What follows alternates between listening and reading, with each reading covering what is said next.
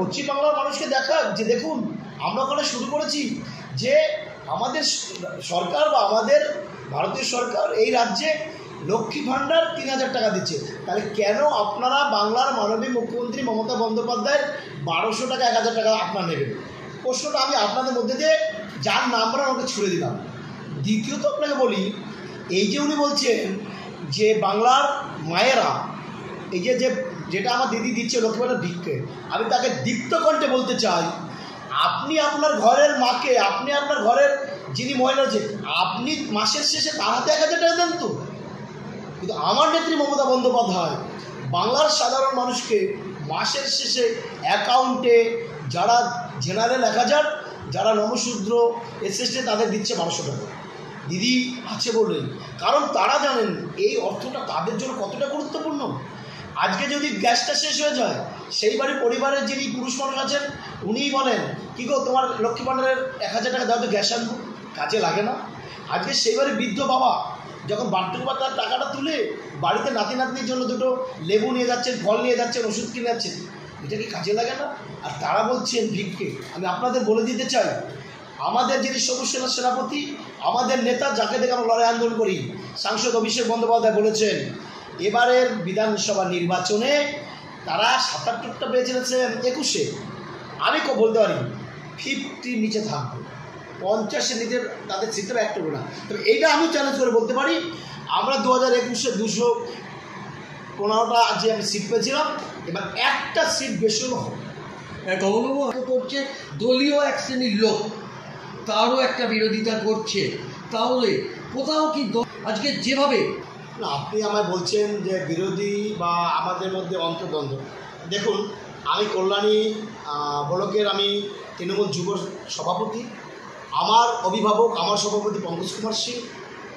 আমরা যেখানে রাজনীতিটা করছি, দেখুন বাইরে কী হচ্ছে আমি বলতে পারবো না, কারণ আমার জানাও নেই। আমার এলাকায় কোনো অন্তর্দ্বন্দ্ব নেই, পরিষ্কার ভাষায় বলি, কল্যাণী ব্লক রানাঘাট সাংগঠনিক জেলার মধ্যে তৃণমূল কংগ্রেসের উর্বর জমি। আমরা একটা সূত্রে আমাদের মালা পঙ্কজ কুমার সিং আর আমরা যারা শাখা সংগঠন আছি সেই মালার একটা করে ভুল, আমাদের মধ্যে কোনো অন্তর্দ্বন্দ্ব নেই, তৃণমূল কংগ্রেসের অন্তর্দ্বন্দ্ব নেই। আমি কেন বললাম, অভিষেকদার কথা বললাম, অভিষেকদাই বলেছিল 2024-এ বিরোধীরা বা আপনাদের মিডিয়া চ্যানেল থেকে তখন দেখানো হয়েছিল তৃণমূল কংগ্রেস 7টা 8টা 11টা বেশি সিট পাবে না। আমার নেতা সবুজ সেনার সেনাপতি অভিষেক বন্দ্যোপাধ্যায় বলেছিলেন আপনারা শান্ত থাকুন, আমরা পশ্চিমবাংলায় 31টা সিট পাবো। তার কথাই ঠিক হয়েছিল, আমরা 29টি সিট পেয়েছিলাম, 2টো সিট অল্প মার্জিনে হেরেছিলাম।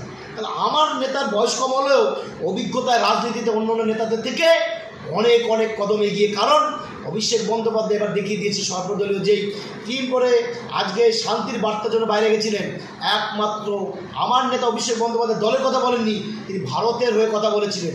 এটাই আমাদের নেতা অভিষেক বন্দ্যোপাধ্যায়, তাই আমরা বলছি। আচ্ছা, দেখা যাচ্ছে যে অর্জুন সিং বলছে পাড়ায় পাড়ায় ধোলাই, তো আপনারা কি বলবেন, তার প্রতিক্রিয়া কী দেবেন তাকে? দেখুন আপনি আবার যে নামটা বললেন, উনিও তো তাই দল পাল্টালো লোক, ভালো হলে এই টিম, খারাপ হলে ওই টিম, নিজের স্বার্থ ছাড়া কিছু বোঝে। তারা নিজের দল অন্তঃকরণ মানুষ হতে পারে না, এরা নিজের স্বার্থের জন্য দল চেঞ্জ করেন। আমার দিদি পাড়ায় পাড়ায় যে সমাধান, এটা আমরাও জানি প্রশাসনিকভাবে এটা একটা বুথের জন্য 10 লাখ টাকা খরচা করবেন, ছোটো ছোটো রাস্তা, আলো, ছোটো ছোটো কাজের জন্য অনেক মতো খুব থাকে। আমার নেত্রী উপলব্ধি করেছেন এই কাজগুলো আমরা করব। আর একটা কথা আপনাদের মধ্যে দিয়ে আবার বলতে চাই, আমার নেত্রী 2011 সালের পর সিটে বসার পর একটা দেখেছেন যে তিনি কোনো জায়গায় ঘোষণা করেছেন, আমি দেবো, কিন্তু করেননি। আমার নেত্রী দিয়ে তারপর ঘোষণা করেন আমি এটা করব। এটা সিপিএমের 34 বছর নয়, অনেক জায়গায় তারা উদ্বোধন করেছিলেন, অনেক কিছু উদ্বোধন করে ফেলে রেখেছিলেন, সেখানে বছরের পর জঙ্গল জঙ্গল জঙ্গল আর কাজ হয়নি। কিন্তু আপনি বলুন তো পশ্চিমবাংলার বুকে 2011 সালের পরে এমন কোনো কিছু আছে যেখানে আমার নেত্রী উদ্বোধন করেছিল সেই জায়গাটা হয়নি, সেটা পড়ে রয়েছে? আপনি দেখাতে পারবেন না। এটাই আমাদের নেত্রী। আর বিরোধীরা বলছে পাড়ায় পাড়ায় ধোলাই, তো আমাদের দিতে হবে না। বাংলা ভাষা নিয়ে যেভাবে আজ কেন্দ্রের সরকার আর বিজেপিরা নোংরা খেলা খেলছে, আমার এলাকার যারা বিজেপি করতে বড় বড় কথা, তারা আজ আমাদের সাথে যোগাযোগ করে কথা বলছে যে আমরা ভাই ওইখানে আমরা কোনো দল দেবো না, আমরা মমতা বন্দ্যোপাধ্যায়ের আঁচলের নিচে একটা সাথে থাকবো। কারণ আমি বাঙালি হয়ে বাইরে গিয়ে বাংলা কথায় কথা বলবো, আর আমাকে বলবো বাংলাদেশি, আর বিজেপি বলছে আমরা হিন্দুত্ববাদী। অতএব ওই মধ্যে আমরা নেই। আগামী দিন পাড়ায় পাড়ায় ধোলাই আমরা বলতে পারি না, ধোলাই দেবো না। সাধারণ মানুষ নির্বাচন পরীক্ষার মধ্যে দিয়ে বিজেপিকে এমন ধোলাই দেবে, ওদের আর মুখ দাম জায়গা দেবে না, ঘর থেকে বেরোতে পারবে না। হ্যাঁ, এবারে 21শে জুলাইয়ের আগে এসে উনি মা লক্ষ্মী, মা দুর্গার নাম নিয়ে গেছেন, কি মনে করছেন আজকে? দেখো, সিপিএম একটা জায়গায় ছিল, বিজেপির প্রথম স্লোগান জয় শ্রীরাম। তাহলে আজকে এমন কি ঘটনা ঘটলো পশ্চিমবাংলার রাজনীতিতে, তারা মানুষের মন জয় করার জন্য জয় শ্রীরাম কি তাদের কাজ করছে না? জয় শ্রীরাম কি তাদের ওষুধের মতো টনিক দিচ্ছে না? জয় শ্রীরাম তাদের পৈতৃক সম্পত্তি না দাদা, জয় শ্রীরাম আমাদের আরাধ্য দেবতা। এখন ওরা কী উপলব্ধি করছে?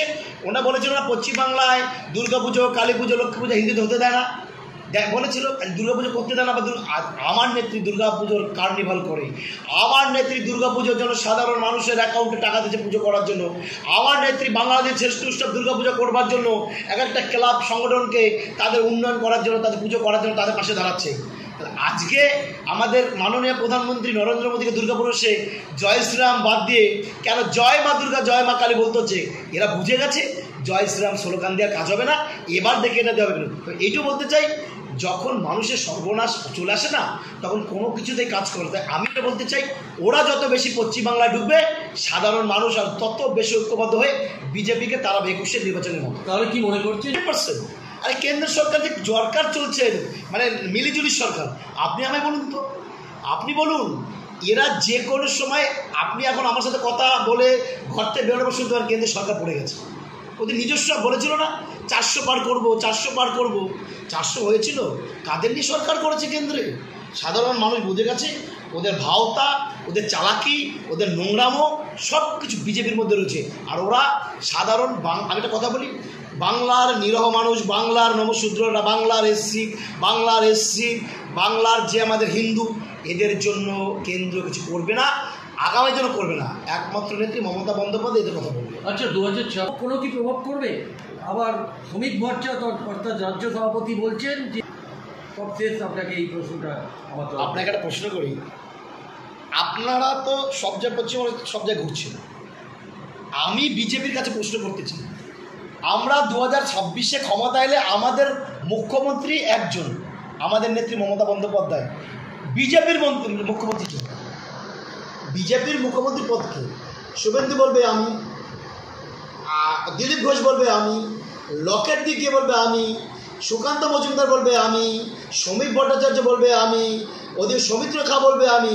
তাহলে ওরা কি দুদিন অন্তর, শনিবার একজন, রবিবার একজন, সোমবার একজন, মঙ্গলবার একজন, আর যিনি এখন দায়িত্ব পাচ্ছেন শ্রমিক ভট্টাচার্য, উনি বলবেন তোরা তো সবই চালিয়ে দিয়েছিস, ছুটির দিনটা আমি একটু এনজয় করি, কারণ ওনার ক্যারেক্টার আমরা জানি, আমরা সবাই জানি, ওই ছুটির দিনটা আমি ভাই এনজয় করবো, মুখ্যমন্ত্রী হয়ে মানুষের সাথে ওই দিন আমি।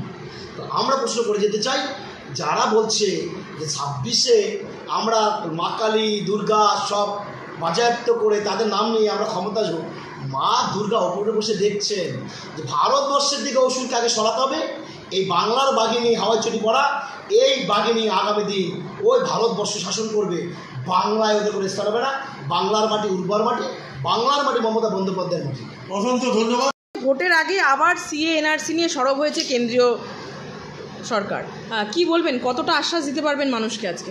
দেখুন, এই যে সিএ এনে যেগুলো ব্যাপারটা নিয়েছে বা মানুষকে উৎখাত করার জন্য, এটা দেখবেন যখনই নির্বাচন আসে তার আগে এরা এটাকে নিয়ে আলোচনা করে, নির্বাচন চলে গেলে আর ওদেরই থাকে। এটা শুধু মানুষকে ঝুঁঝু দেখানো, মানুষকে ভয়, মানুষকে সবসময় একটা কন্ট্রোলে রাখা, বিজেপির এটা সিস্টেম। দেখবেন নির্বাচনের কেন্দ্রে যখন নির্বাচন হবে তখন ওরা যে কোনো একটা ঘটনা ঘটিয়ে দেয়, যে কোনো ঘটনা ঘটাবে, পাকিস্তানের সাথে এমন কিছু ঘটনা ঘটাবে, দুটো বিমান গিয়ে হামলা করে মানুষকে মনটা জয় করবে।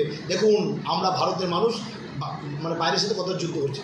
আর লোকাল নির্বাচনটা যখন হবে দেখবেন লোকাল কত কিছু সমস্যার তৈরি।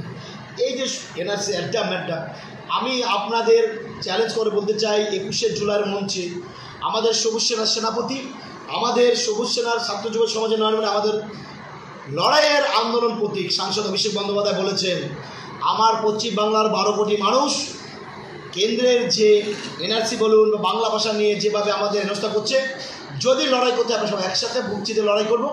একটা মানুষের এনআরসি বলুন, বাংলাদেশে পাঠানো বলুন, জেল বন্ধ করুন, এটা আমরা করতে দেবো না। সাধারণ মানুষকে আপনার মাইকের মধ্যে বলতে চাই, আপনার মোবাইলের মধ্যে দিই, আপনার চিন্তা করবেন না।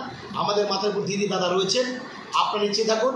কেন্দ্র কি বলছে ওটা শুধু ভোটেরকে বৈতরণী পার করাবার জন্য, ওটা একটা ওদের অংশদার কিছু। কল্যাণীতে উন্নয়ন কতটা হয়েছে? কল্যাণী শহর না কল্যাণী শহর হোক বা কল্যাণী হোক, দেখুন আপনাকে যদি একটা কথা বলি, কল্যাণী শহর নিয়ে আমার বলার কোনো অধিকার নেই। কেন বলছি? আমি কল্যাণী শহরের বাসিন্দা নয়, আমি কল্যাণী বিধানসভার একজন বাসিন্দা, আমি কল্যাণী ব্লকের আমি বাসিন্দা। কল্যাণী শহরের চেয়ারম্যান সাহেব, তারা ওখানকার কাউন্সিলর, তারা জানেন কী হচ্ছে তাদের ম্যাটার। কিন্তু কল্যাণী ব্লকে আপনি আনাচে কানাচে ঘুরে দেখবেন, ত্রিস্তরীয় ব্যবস্থার মধ্যে দিয়ে আমরা যেভাবে, কারণ আমার এমএলএ এমপি নেই, এমএলএ এমপি দুজনে বিজেপি, ওরা কাজ করা, উন্নয়ন করা, ওরা টাকা পুরো ফান্ড আত্মসাৎ করছে। একমাত্র ত্রিস্তরীয়ভাবে আমরাই এলাকার মানুষের রাস্তাঘাট, জল, পানীয় জল যা আমরা দিচ্ছি।